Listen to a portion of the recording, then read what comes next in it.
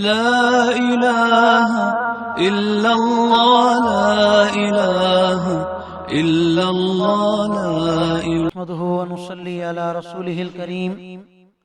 أما بعد، أعوذ بالله من الشيطان الرجيم. بسم الله الرحمن الرحيم. واذكر عبادنا إبراهيم وإسحاق ويعقوب أولي الأيدي والأبصار. صدق اللہ العظیم. سورۃ صاد کی آیت نمبر 45 آپ حضرات کے سامنے تلاوت کی ہے.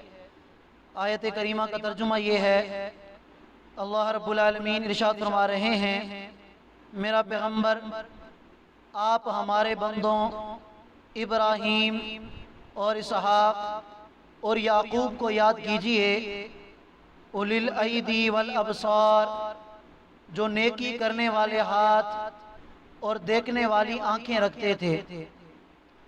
اس سے ماقبل آیات کریمہ میں اللہ رب العالمین نے انبیاء علیہ السلام کا ذکر فرمایا ہے، اور انبیاء علیہ السلام کے مبارک تذکرے کا مقصد نبی کریم صلی اللہ علیہ وسلم کو اس بات کی تسلی دینا ہے کہ میرا پیغمبر اگر ان کافروں کی طرف سے اور ان مشرکین کی طرف سے آپ کو تکالیف پہنچائی جاتی ہیں، آپ پر آزمائشیں آتی ہیں، تو آپ ان پر صبر کیجئے، اس لیے کہ آپ سے پہلے جتنے بھی انبیاء گزرے ہیں ان پر بھی آزمائشیں آئیں اور انہوں نے ان آزمائشوں پر صبر کیا.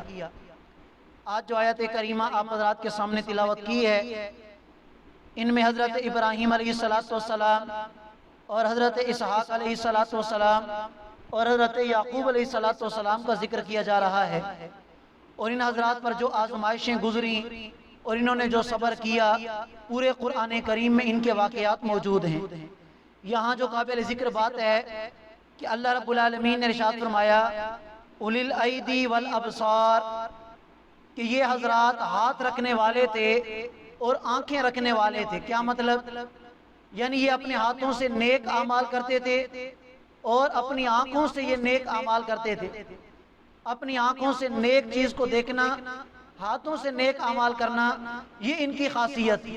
اشارہ اس بات کی طرف کیا گیا ہے کہ ہر مسلمان کو چاہیے کہ اللہ تعالیٰ نے جو اسے وجود عطا کیا ہے، اور اس وجود میں اللہ تعالیٰ نے جو اعضاء عطا کیے ہیں، ہاتھ ہے، کان ہے، ناک ہے، زبان ہے، جتنے بھی اعضاء اللہ نے عطا فرمائے ہیں، ان تمام اعضاء کو اللہ کی فرما برداری میں اور نیک اعمال کے اندر لگانا چاہیے.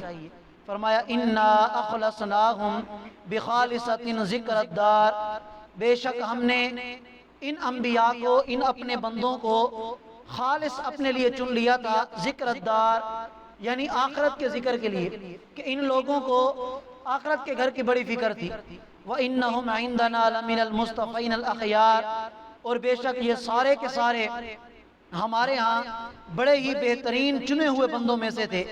وَاذْكُرْ اسماعیل، اور میرا پیغمبر آپ اسماعیل کو یاد کیجئے کہ اس پر کیسی آزمائشیں آئیں اور اس نے آزمائشوں پر صبر کیا. وَالْيَسَعَ، اور آپ یسع کو یاد کیجئے.